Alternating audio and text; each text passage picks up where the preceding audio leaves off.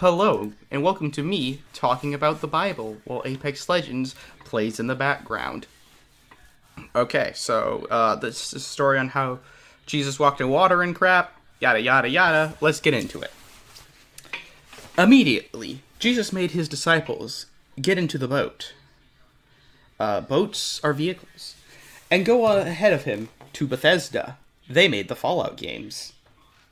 He dismissed the crowd. He just fed them. There's about 5,000 of them that he just fed. After leaving them, he went on the mountainside to pray. Okay. Later that night, the boat was in the middle of the lake.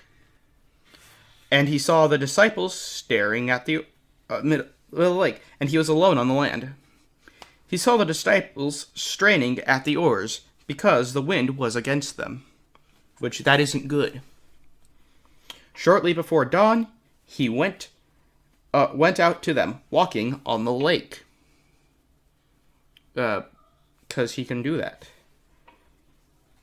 But when they saw him walking on the lake, they thought he was a ghost. They cried out because they all saw him and were terrified.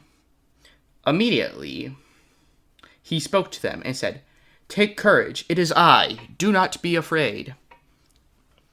Then he climbed into the boat with them, and the wind died down. They were completely amazed, for they had not understood about the loaves. Their hearts were hardened. When they had crossed over the land at Gennesaret,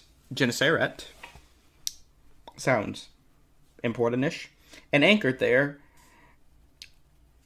as soon as they got out of the boat, people recognized Jesus. They ran throughout the whole region and carried the sick on mats to wherever they heard he was. And whenever he went into villages, towns, or the countryside, they placed the sick in the marketplaces. They begged him to let them touch even the edge of his cloak, and all who touched it were healed.